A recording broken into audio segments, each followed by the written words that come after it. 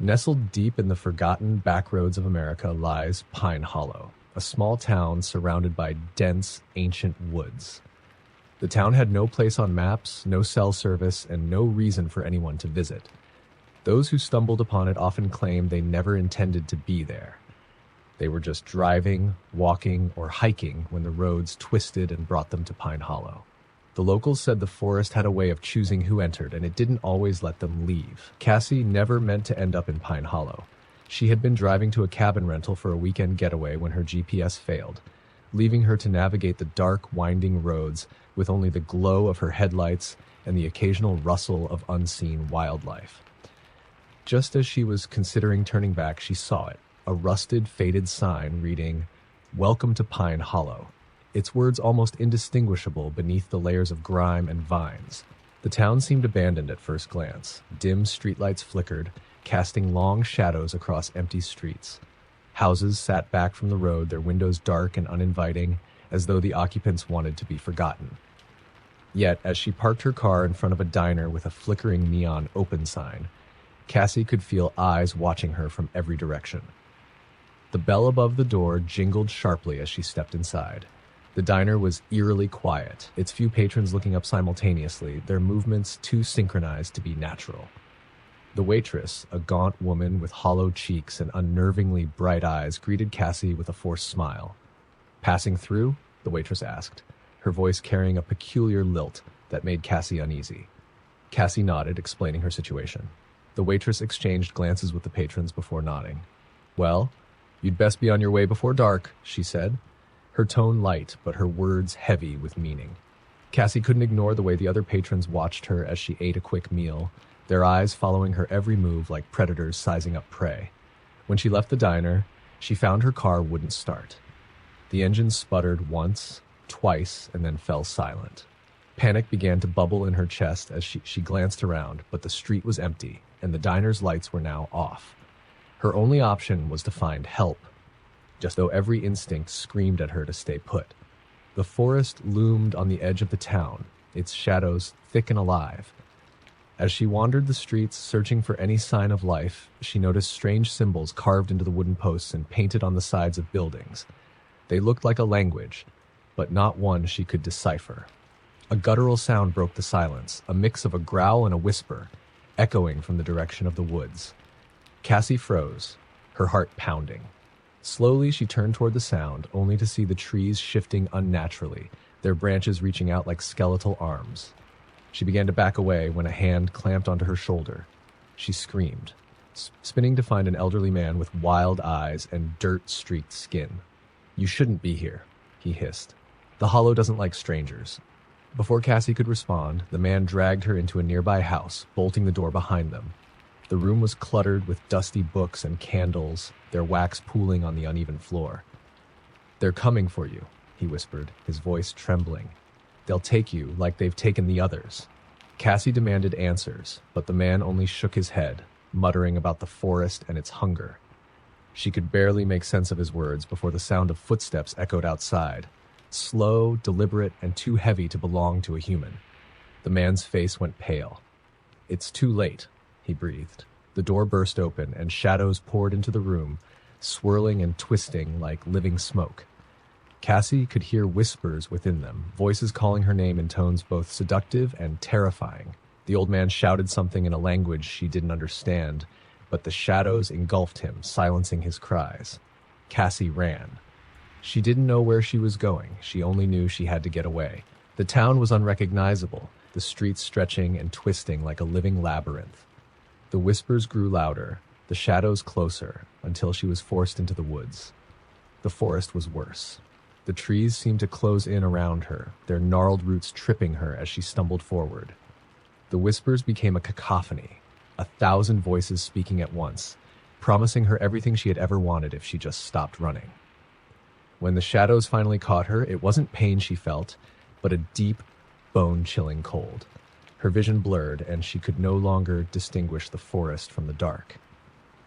The last thing she saw was the town of Pine Hollow, its windows alight with fire and eyes, before everything went black. Months later, travelers passing through the area reported seeing a new face in the diner. a young woman with haunted eyes who always smiled too widely. They said she warned them, in the same lilted tone as the waitress before her, to leave before dark. But no one ever saw her leave the town, and her warnings were rarely heeded. Story number 2. The night was heavy, with the kind of silence that pressed against the chest, making every breath feel like a violation. The town of Raven's End was isolated, the kind of place that existed more as a whisper in neighboring counties than a dot on any map. The town's greatest claim to fame was its cemetery, an enormous sprawl of ancient tombstones and mausoleums that seemed far too large for such a small population. For decades, stories circulated about the cemetery. Some said it was cursed, others swore it was a gateway to something darker. Locals avoided it, especially after the sun dipped below the horizon. Yet, as with all things forbidden, the cemetery attracted a certain kind of curiosity. Jacob Harper was not a believer in ghosts or curses. He was a photographer, hungry for something unique to revitalize his career. When he heard about Raven's End and its eerie cemetery, he saw an opportunity. He rented a room at the only inn in town, ignoring the innkeeper's wary expression when he mentioned his plans to explore the cemetery at night. "Don't," she said simply. "People go in there after dark, and they don't come back the same, if they come back at all." Jacob waved off the warning. He'd heard variations of it in every small town he'd visited. The locals loved their stories, and he wasn't about to let superstition keep him from getting his shot. That evening, he packed his camera and flashlight, heading to the cemetery just as the last sliver of sunlight disappeared behind the hills. The iron gates were rusted, but still imposing, their spiked tops casting long, claw-like shadows across the dirt path. As he pushed them open, the groan of metal echoed unnaturally loud in the stillness. The air inside the cemetery was colder, heavier. Jacob felt it immediately, but he chalked it up to nerves. His flashlight cut through the dark, revealing rows upon rows of gravestones. Some were so old the names had been worn away, leaving only blank slabs of stone. Others leaned at odd angles, as though the earth itself was trying to reclaim them. Jacob snapped photo after photo, adjusting his angles and lenses, his unease growing with every step. It wasn't until he reached the heart of the cemetery that he realized something was wrong. There were no sounds, no rustle of leaves, no chirping crickets, not even the distant howl of a coyote. It was as though the world had been muted. Then he heard it, a faint scraping sound like nails dragging across stone. Jacob froze, his heart pounding. Slowly, he turned toward the noise. His flashlight beam landed on a tall mausoleum, its iron door slightly ajar. The scraping sound came again, louder this time, and Jacob's rational mind screamed for him to leave. But his curiosity overruled his fear. He approached the mausoleum, camera in hand, ready to capture whatever it was that waited inside. The air grew colder as he stepped through the doorway, his breath visible in the beam of his flashlight. The mausoleum was small, its walls lined with stone plaques bearing names and dates too worn to read. In the center of the room was a stone sarcophagus, its lid partially slid to one side. The scraping sound stopped. Jacob's hands shook as he lifted his camera. Through the viewfinder, he noticed something he hadn't seen before. Faint handprints on the inside of the sarcophagus lid. They were smeared, as though someone or something had tried to claw their way out. A sudden thud echoed behind him, and Jacob spun around, his flashlight flickering. The door he'd entered through was now closed, though he hadn't touched it. Panic surged as the beam of light dimmed, leaving him in near darkness. He fumbled with the flashlight, his breath coming in short gasps. That's when the whispering began. It came from all around him, dozens of voices speaking in low, unintelligible tones.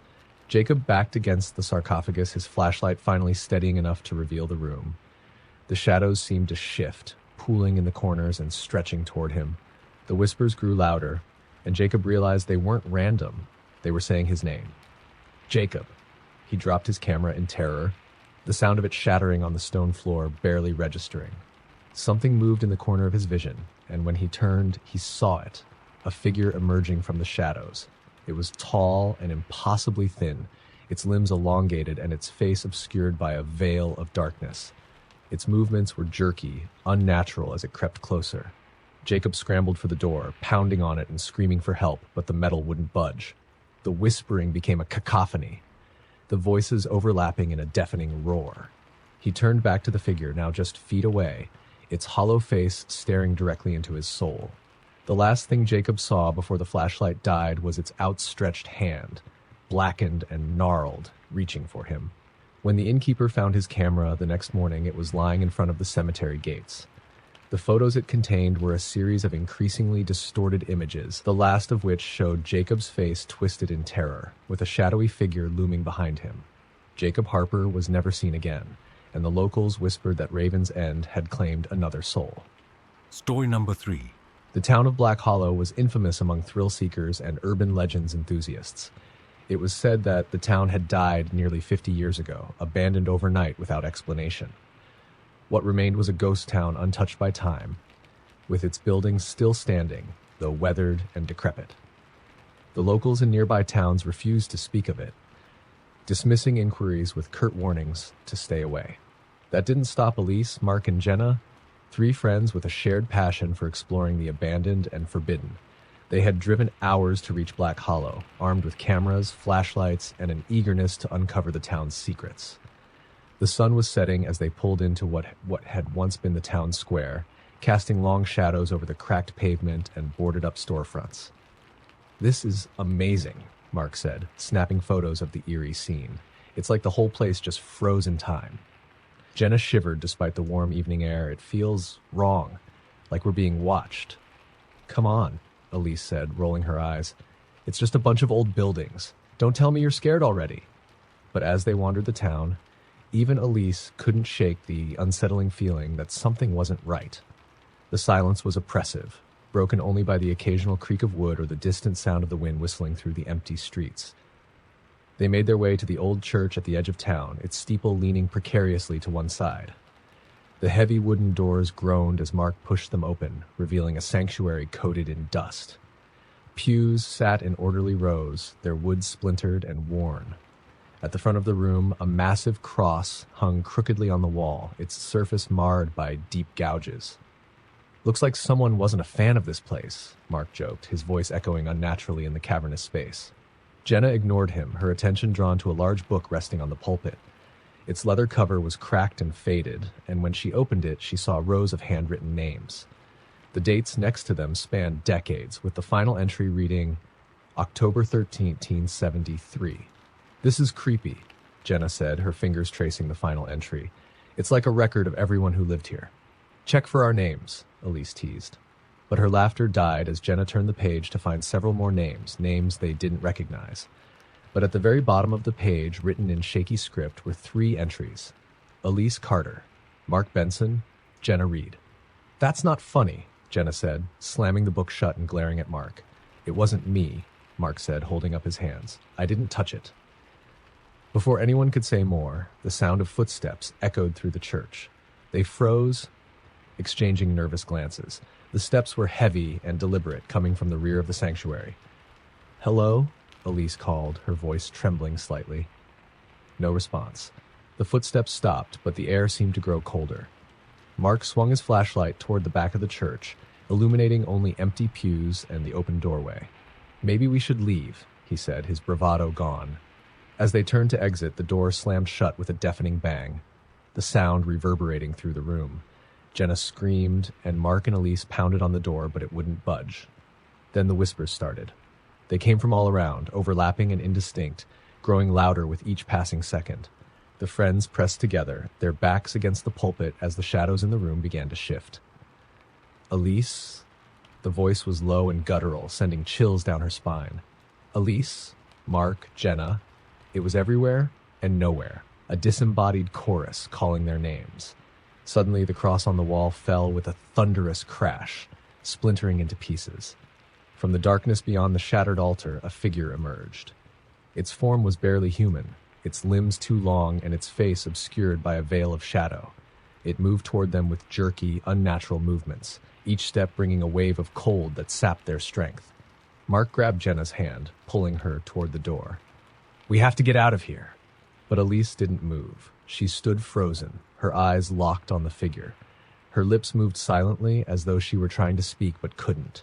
Jenna screamed her name, but it was too late. The shadowy figure reached Elise, its hand outstretched, and she collapsed to the floor like a puppet with its strings cut. Jenna and Mark didn't stop running until they were back in their car. The engine roared to life, and they sped away from Black Hollow, too terrified to look back.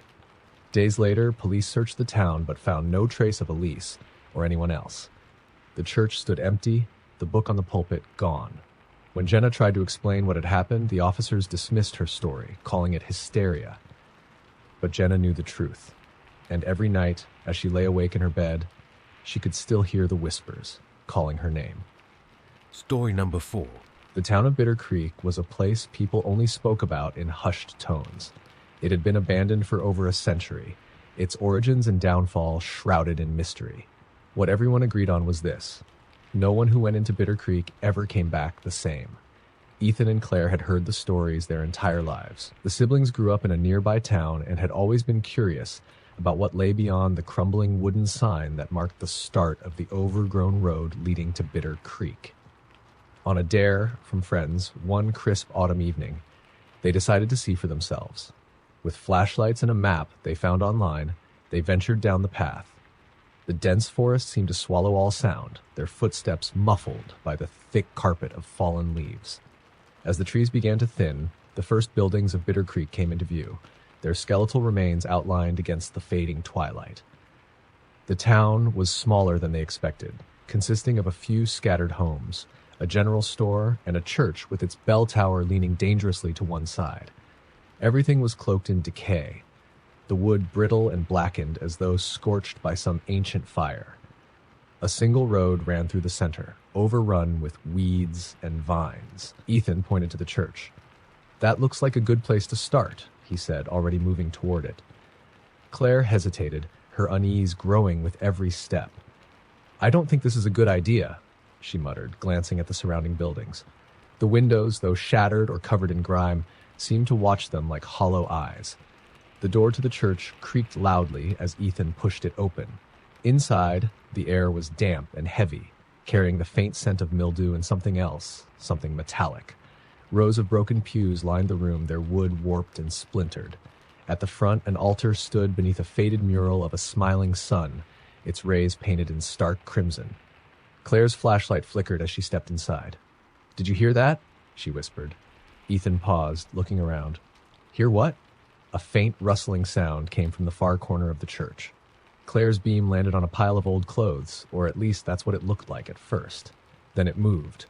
The shape twisted and rose slowly, revealing a figure draped in tattered fabric that hung like rotting skin. "Who's there?" Ethan called out, his voice trembling. The figure didn't answer. Instead, it turned toward them, its face obscured by the shadows. Claire grabbed Ethan's arm, her nails digging into his skin. "We need to go," she whispered urgently. Before they could move, the figure let out a low, guttural moan. The sound reverberated through the church, and suddenly the building seemed to come alive. The walls creaked, the floorboards groaned, and whispers filled the air, voices overlapping in a language neither of them understood. Ethan and Claire bolted for the door, but it slammed shut before they could reach it. Panic set in, as the whispers grew louder, more insistent. The figure was moving toward them now, its steps slow and deliberate. Its head tilted at an unnatural angle, and from beneath the tattered cloth, a single eye gleamed, pale and unblinking. Ethan pounded on the door, shouting for help, while Claire turned to face the figure, clutching her flashlight like a weapon. "Stay back," she screamed, though her voice cracked with fear. The figure paused, then raised an arm. Its fingers were impossibly long, the skin stretched taut and gray. With a sudden, jerky movement, it pointed at the altar. Claire's flashlight flickered again, and for a brief moment, she thought she saw something behind the altar. Another figure, crouched and waiting. The whispers grew deafening, and Ethan finally managed to force the door open. He grabbed Claire, pulling her outside, as the church seemed to exhale a cloud of cold, damp air. They didn't stop running until they were back at the edge of the forest, their breaths coming in ragged gasps. When they reached their car, Claire looked back toward the path. The forest was eerily still, but in the distance, she thought she saw movement. A faint figure standing at the edge of the trees, watching. The next day, Ethan tried to laugh it off, calling it an elaborate prank or a trick of their imaginations. But Claire couldn't shake the feeling that something had followed them out of Bitter Creek. That night, as she lay in bed, she heard it again. The whispers. Low and insistent, they seemed to come from just outside her window. Her flashlight flickered on her nightstand, casting fleeting shadows across the room. And when she glanced at the corner, she swore she saw a figure, its head tilted and its single pale eye gleaming in the dark. Story number 5. The town of Graven Hill had always been an enigma. It was set high in the mountains, accessible only by a winding dirt road that most maps didn't even bother to mark. The stories about Graven Hill were the kind that got passed down like family heirlooms, whispered at campfires or during power outages. Some said the town had vanished overnight during the winter of 1898, leaving no survivors. Others claimed it had been cursed long before then, plagued by a string of tragedies that no one could explain. But the most persistent tale was of the Lantern Man, a figure said to roam the ruins of Graven Hill, his lantern casting an eerie green light as he searched for the souls of the living to keep him company. Lila, a journalist with a knack for chasing the paranormal, was determined to uncover the truth. She was skeptical of ghost stories, but couldn't resist a good mystery. She packed her camera, a notebook, and enough supplies for an overnight stay, setting out one crisp October morning to find Graven Hill. The drive was uneventful, but as she approached the turnoff to the old dirt road, her car radio began to static. Lila turned it off with a shrug, attributing it to the remote location. The road wound steeply upward, the trees on either side growing denser and darker. By the time she reached the crest of the hill, the late afternoon sun had dipped behind the mountains, casting the world into shadow. Graven Hill was just as she had imagined, a ghost town of crumbling buildings and overgrown streets. The air was thick with decay, and the silence was absolute. Lila parked her car at what looked like the center of town, her footsteps crunching on the gravel as she stepped out. Her first stop was the town's general store. The windows were shattered, and the wooden sign above the door hung at an odd angle. Inside, the shelves were empty, save for a few glass jars coated in grime. Lila snapped a few pictures, her breath fogging in the cold air. She was about to leave when she heard it, a faint creak from the back of the store. "Hello?" she called, her voice steady despite the unease creeping over her. There was no response, but the sound came again, like someone or something moving. She shone her flashlight toward the noise, illuminating a door that hung slightly ajar. Summoning her courage, Lila pushed it open, revealing a dark staircase leading downward. The air that wafted up was colder, carrying a faint metallic tang. She hesitated. Logic told her to leave, but curiosity compelled her forward. She descended the stairs slowly, her flashlight revealing a basement lined with shelves. Most were empty, but one in the corner held rows of rusted lanterns, their glass cracked and foggy. As she approached, she noticed one lantern was lit. Its flame burned a sickly green, casting warped shadows on the walls. Lila reached out, but before her fingers touched the glass, a voice whispered her name. She froze, the hairs on her neck standing on end. The whisper came again, louder this time. "Lila!" She turned, shining her flashlight across the room, but it revealed nothing. The shadows, however, seemed to shift and stretch unnaturally, as though they had a life of their own. Gripping her camera tightly, she backed up the stairs and into the main store. The air outside was colder than before, the sky darker. She checked her watch, realizing hours had passed when she'd only been inside for minutes. As she stepped out onto the street, the sound of footsteps echoed behind her, slow, deliberate, and too heavy to be her own. Lila spun around, but no one was there. And then she saw it. At the far end of the street, a figure emerged from the shadows. It carried a lantern that burned with the same green flame she had seen in the basement. The figure's movements were unnatural, its head tilting sharply as though trying to get a better look at her. The lantern's light illuminated its face, and Lila's breath caught. It had no eyes, only hollow sockets that seemed to pull the light inward. Its mouth stretched into a wide, toothless grin, as though mocking her. The Lantern Man. Lila ran. She didn't care where she was going, only that she needed to get away. The footsteps quickened behind her, and the green light grew brighter, casting her shadow long and jagged on the ground ahead. Her car was just ahead, but as she reached it, she found the tires slashed, the doors locked. The green light engulfed her, and she turned to face the figure. It was closer now, its grin impossibly wide. The whispers filled her head, overlapping in a language she didn't understand. "Please," she screamed, tears streaming down her face. The Lantern Man extended a hand, its bony fingers reaching for her.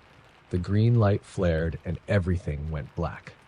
When Lila's car was found a week later, the doors were still locked and her supplies untouched. Her camera sat on the passenger seat, the last photo on its roll a blurry image of a grinning face illuminated by green light. Lila was never seen again. But on moonless nights, travelers near Graven Hill report seeing a strange green light flickering in the distance, accompanied by whispers that call their names. Story number 6. The town of Ashwick was one of those places people drove through without stopping, its desolate streets and crumbling facades giving the impression of a town long past its prime. But for those who lived nearby, Ashwick was more than just forgotten. It was feared. The locals told of the Ashwick Echo, a voice that mimicked your own, calling you into the woods and ensuring you never returned. Erin had heard the stories growing up but never believed them. She was a skeptic, someone who prided herself on rational thinking. When her best friend, Luke, suggested they explore the abandoned town one weekend, she agreed without hesitation. It was just another spooky tale, and she was determined to prove it. The drive to Ashwick was uneventful, though the forest surrounding the town seemed unnaturally dense. The trees loomed overhead, their bare branches twisting together like skeletal hands. By the time they arrived, the sun was already dipping below the horizon, casting long shadows across the empty streets. The town was eerily silent, the only sounds their own footsteps crunching on the cracked pavement. They explored a few of the buildings, a diner with its windows smashed, a gas station overtaken by vines, and a schoolhouse where desks still sat in neat rows as though waiting for students who would never return. "It's creepy, sure," Erin said, snapping a photo of the schoolhouse. "But no ghosts, no weird voices, just a regular ghost town." Luke smirked. "Disappointed?" "A little," she admitted. "Let's check out the woods before it gets too dark."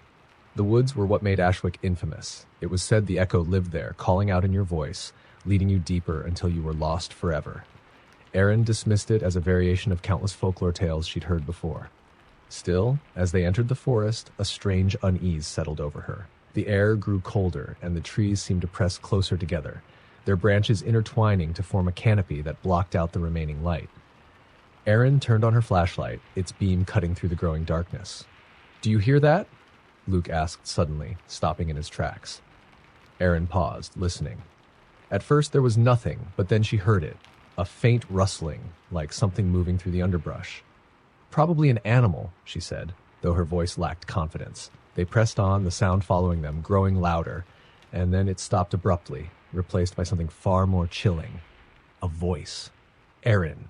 It was faint but unmistakably hers, the same tone and inflection she used when calling out to someone.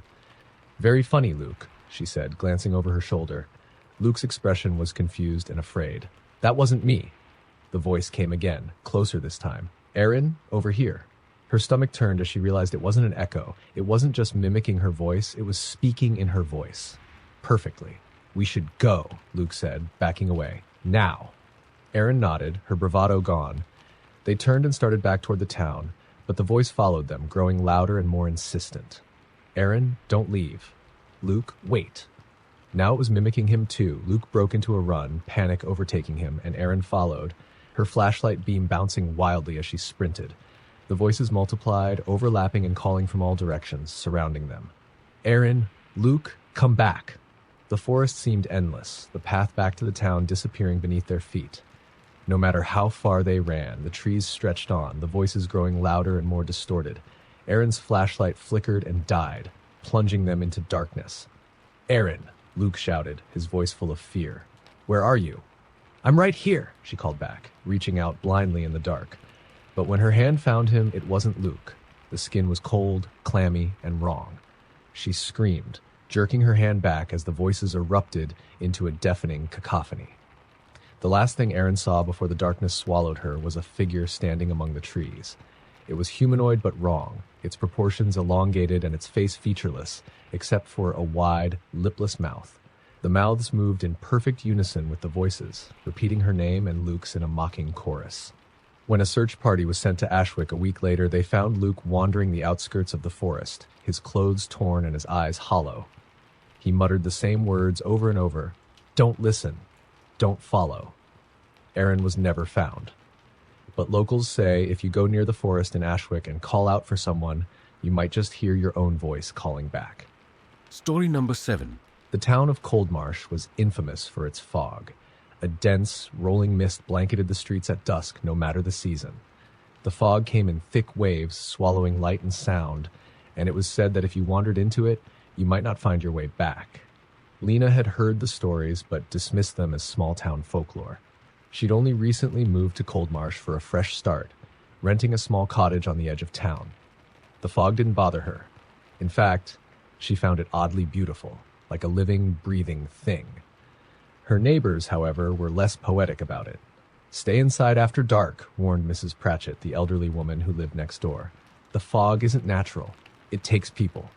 Lena had smiled politely, chalking it up to old superstitions, but the warning stayed with her, lingering at the back of her mind. One evening, as she sat by the fire reading, she heard it, a faint knock at the door. Startled, she glanced at the clock. It was nearly midnight. Who would be out this late? Peeking through the window, she saw nothing but the swirling fog, thick and impenetrable. She waited, her heart pounding, but the knock came again. Louder this time. "Hello?" she called through the door. No response.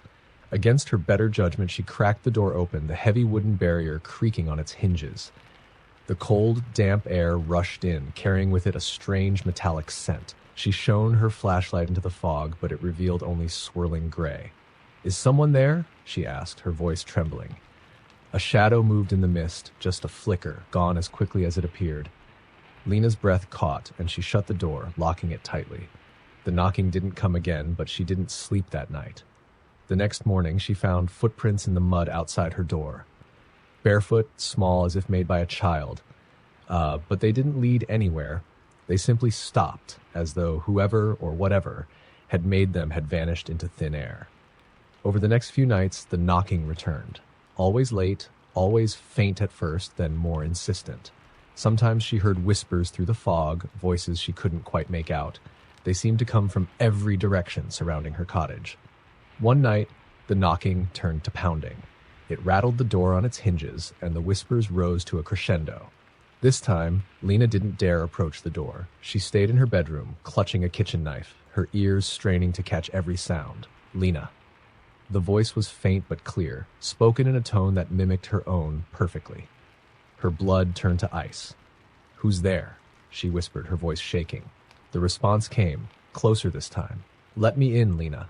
She pressed herself against the wall, tears streaming down her face. She didn't open the door that night, and by morning, the fog had receded, leaving the world eerily quiet. Determined to find answers, Lena went to the town library the next day. She dug through old records and found references to the Coldmarsh fog dating back over a century. According to the archives, the fog appeared shortly after the disappearance of a group of townsfolk, including several children, in the late 1800s. The townspeople believed the fog was cursed, a manifestation of the lost souls searching for company. Lena wasn't superstitious, but the connection was too strong to ignore. That night, she stayed up, determined to confront whatever was haunting her. When the fog rolled in and the knocking began, she steeled herself and opened the door. The mist seemed alive, swirling and twisting as though reaching for her. A figure emerged, its form indistinct but humanoid, with hollow eyes that glowed faintly. It held out a hand, and Lena's flashlight flickered, the beam catching glimpses of its face, too smooth, too pale, and stretched into a too wide smile. "Come with us," the figure whispered, its voice layered, as though 100 voices spoke at once. Lena slammed the door, but the pounding continued, louder and louder, until it drowned out her screams. The fog seeped in through the cracks, curling around her feet, her arms pulling her down into its cold embrace. By morning, Lena's cottage was empty. Her belongings were undisturbed, but there was no sign of her. Outside, in the mud, were a fresh set of footprints, small, barefoot, and leading straight into the forest where the fog still lingered. The people of Coldmarsh didn't talk about Lena after that. But on foggy nights, if you listen closely, you might hear faint knocking on your door and a whisper that sounds eerily like your own voice. Story number 8. The village of Hollowstone was nestled deep in the countryside, a quiet place that rarely saw outsiders. It was a picturesque settlement with cobblestone streets, quaint cottages, and a towering stone well at its center. The well was ancient, its stones weathered and covered in moss, and the villagers avoided it after dark. They called it the Whispering Well, and they all had their reasons for staying clear of it. The whispers were what first drew Hannah to Hollowstone. She was a folklorist, traveling to document local legends and uncover the truths behind them. When she heard about the well, she was intrigued. The stories were vague. People claimed to hear voices calling from the depths, tempting them to come closer, and a few spoke of those who leaned in too far, never to be seen again. Hannah arrived on a crisp autumn afternoon, the golden light of the setting sun casting long shadows across the village. She checked into the small inn and spent the evening interviewing locals. Most were tight-lipped, glancing nervously out the window as she pressed for details. But one elderly woman, Agnes, was willing to talk. "They say the well's older than the village itself," Agnes said, her voice trembling. "The whispers started long before I was born. My grandmother told me it's not water at the bottom, it's something else, something that pulls you in." "What does it say?" Hannah asked, her notebook poised. "Anything it thinks you want to hear," Agnes replied. "It knows your secrets, your fears, it promises what you crave the most. But it's a lie. Always a lie."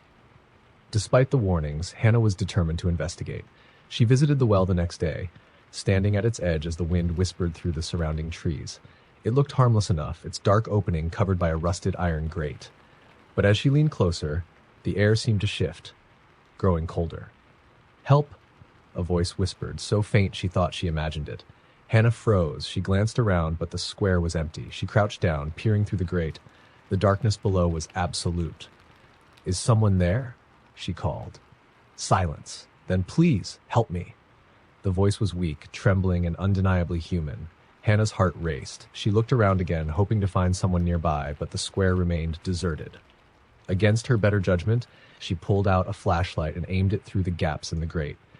The light didn't penetrate far, swallowed by the shadows. But the voice came again, louder this time. "Don't leave me." She needed to see more. Grabbing a crowbar from her bag, she pried at the grate until it gave with a screech of metal. The opening yawned wide before her, and the voice echoed up once more. "Come closer." Hannah hesitated but couldn't shake the compulsion to help. She tied a rope to the well's side, securing it tightly before lowering herself down. The air grew colder as she descended, the stone walls damp against her palms. The light from her flashlight flickered, the beam weak and trembling. "Hello?" she called, her voice reverberating. "Where are you?" The voice didn't answer, but she heard something, a faint, rhythmic tapping echoing from below. Her feet touched a slick surface, and she realized she was standing on what felt like stone, not water. The tapping grew louder, accompanied by a faint hum, and she shone her light around the space. That's when she saw it. The walls were covered in carvings, symbols she didn't recognize, swirling and overlapping in a chaotic spiral. At the center of the well was a pool of black liquid, its surface rippling despite the still air. The voice came again, rising from the pool itself. "Hannah." Her breath caught. She hadn't told anyone her name. "Hannah, it's me." The voice shifted, taking on a tone she hadn't heard in years. It was her mother's voice, soft and familiar, though her mother had been dead for a decade. Tears welled in Hannah's eyes. "Mom?" The pool rippled more violently, the liquid forming shapes, arms, hands, a face that resembled her mother's, but distorted. The figure stretched upward, its watery form glistening in the faint light. "Come closer, sweetheart," it said, its tone sweet and coaxing. "I've missed you so much." Hannah stepped back, her rational mind screaming at her to run, but the figure's voice held her in place. "I can give you what you've lost," it promised. "Just take my hand." The figure extended an arm, its fingers elongated and dripping. Hannah reached out instinctively but stopped as she noticed the carvings on the walls seemed to shift, the symbols twisting into shapes of screaming faces. A sudden guttural noise erupted from the pool, a growl that made her blood run cold. The figure's face twisted, its eyes black voids, and its mouth opened impossibly wide, revealing rows of jagged teeth. Hannah scrambled for the rope, her hands slipping on the damp surface as the liquid surged upward. The whispers turned to shrieks, voices overlapping in a cacophony of rage and hunger. She climbed as fast as she could, her flashlight tumbling into the darkness below. The light vanished with a hiss, and the shrieks grew louder, closer. Just as she reached the top, a cold, wet hand grabbed her ankle. With a desperate cry, she kicked free, hauling herself over the edge and collapsing onto the cobblestones. The grate lay nearby, and she shoved it back into place, the metal grinding as she forced it down. The whispers stopped, and the night grew eerily silent. Hannah left Hollowstone the next morning, abandoning her belongings at the inn. She didn't speak of what she'd seen, not even to Agnes. But for the rest of her life, she avoided wells, fountains, or any place where she might hear the sound of water. And sometimes late at night, she swore she still heard the whispers, calling her name from the depths. Story number 9. The town of Black Hollow had a rule: no mirrors after sunset. Every house, shop, and public building removed or covered their mirrors before the sun dipped below the horizon. No one in Black Hollow would explain the rule to outsiders, only that it was for everyone's safety. Most travelers dismissed it as superstition, but those who stayed long enough often changed their minds, if they lived to tell the tale. Mia wasn't one for superstitions. She had moved to Black Hollow to escape the chaos of city life, renting a charming old house at the edge of town. When her neighbors mentioned the mirror rule, she thought it was quaint but ridiculous. She left her bathroom mirror uncovered her first night, curious to see what all the fuss was about. The evening passed uneventfully, and Mia went to bed feeling smug. These people were paranoid, she thought. But sometime after midnight, she woke to a faint sound. It was subtle at first, a light tapping, but as her grogginess faded, it grew louder. Tap, tap, tap. It was coming from the bathroom. Mia sat up, her heart pounding. She told herself it was just the pipes, the old house settling, or some other perfectly logical explanation. Still, she grabbed her phone and crept to the bathroom. The door was ajar, and the light she had left on earlier flickered weakly. The tapping continued, rhythmic and insistent. Slowly, she pushed the door open and froze. The mirror. The tapping was coming from the other side of it. Her reflection stared back, but something was off. The expression wasn't hers. It was a distorted version, her face twisted into a grotesque grin that stretched far too wide. Her eyes were too dark, almost black, and they didn't blink when she did. "Mia," the reflection whispered, though her lips didn't move. The voice was hollow and reverberated as though spoken from a great distance. Mia stumbled back, her phone slipping from her hand and clattering to the floor. The reflection's grin widened, and it pressed a hand against the glass. The tapping resumed, louder now, as though it was testing the barrier between them.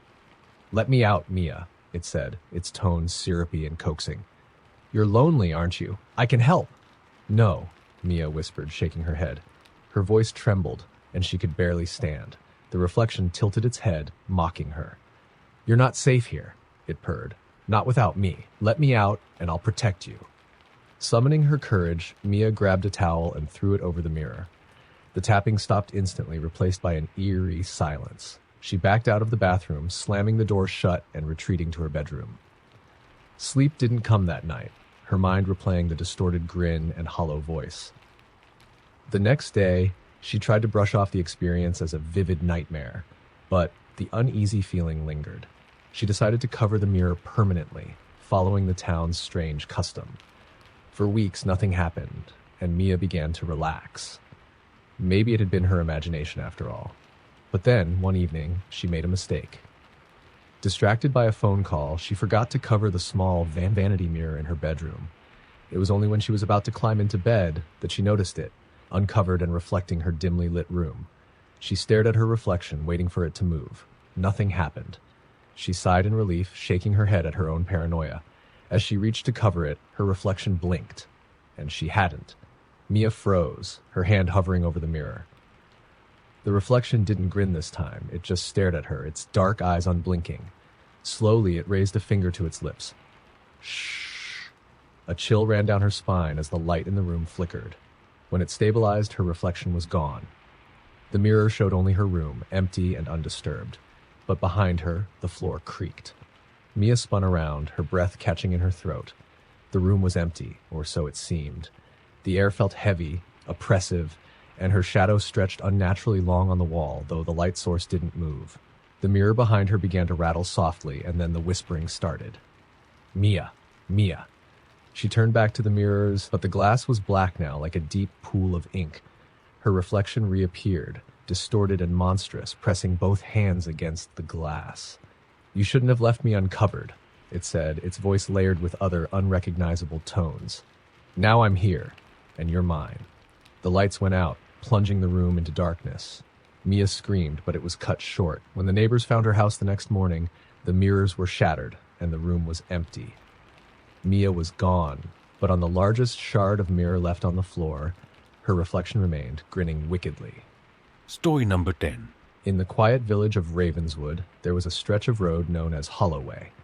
It was a shadowy path, flanked by towering oak trees that seemed to twist unnaturally, their gnarled branches intertwining overhead to block out the sky.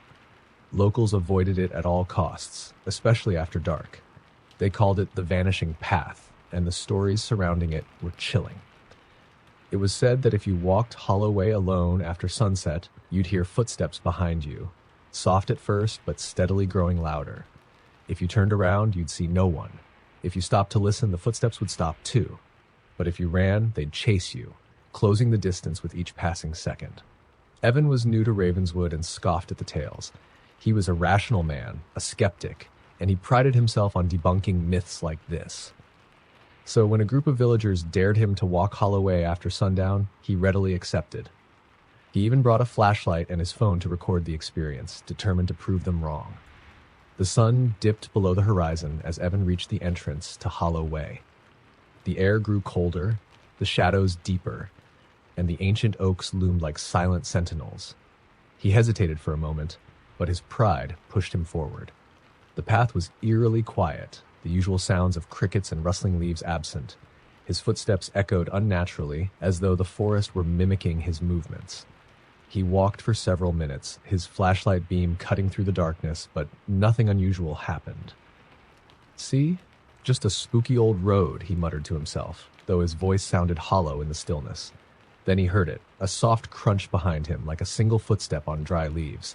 Evan froze, his heart pounding. He swung the flashlight around, its beam illuminating the empty path behind him. There was no one there. He let out a shaky laugh, telling himself it was just an animal or his imagination. He pressed on, quickening his pace. The footsteps returned, louder this time, matching his speed. Evan stopped abruptly and turned, but the path was empty. The footsteps stopped too, the silence deafening.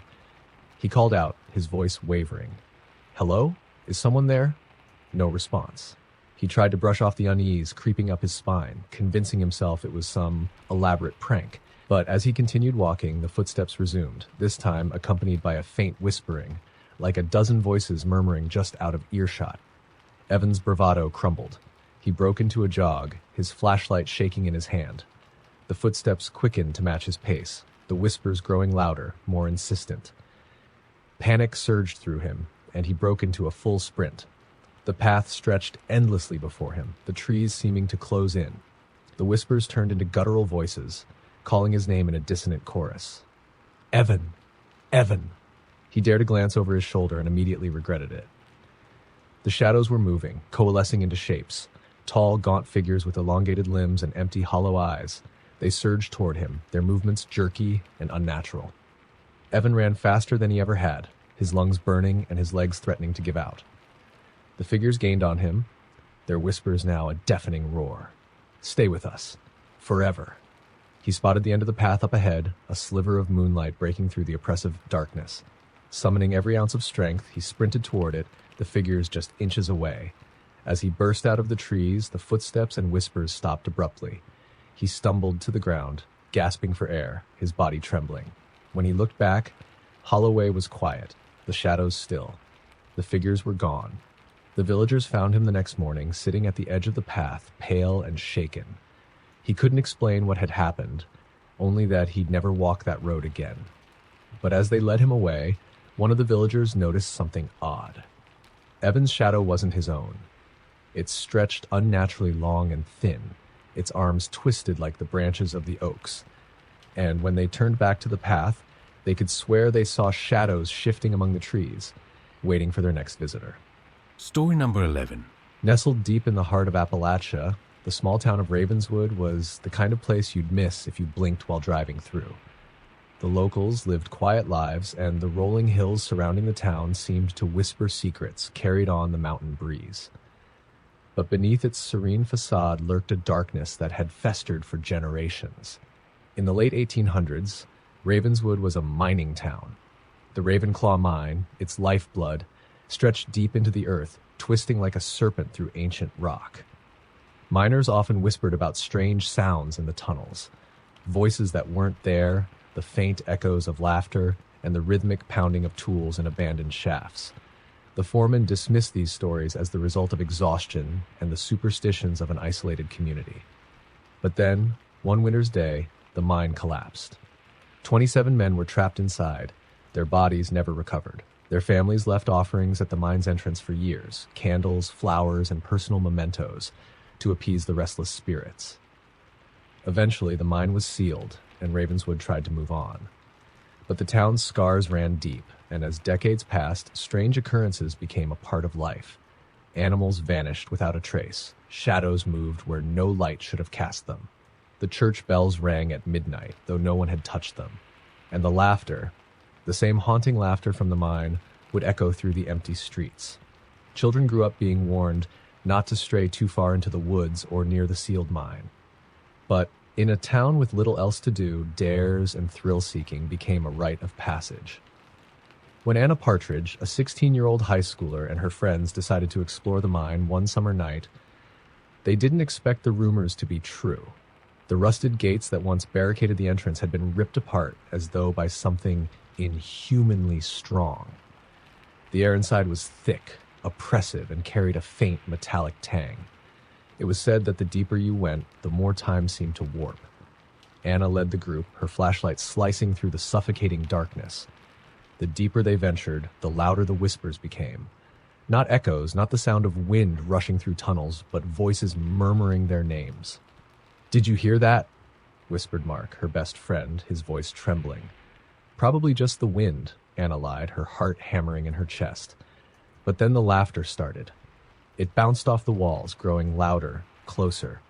It wasn't joyous, it was mocking, hollow, like it belonged to something that had long forgotten what it was to be human. The group panicked, sprinting through the maze-like tunnels, but the mine didn't let them go easily. Every turn seemed to lead them deeper, the walls narrowing, the air growing colder. Finally, they stumbled into a vast cavern, its ceiling disappearing into darkness. In the center stood a figure, back turned to them. It was a miner, dressed in tattered clothing, his skin pale and waxy. He held a pickaxe, the blade dripping with fresh blood.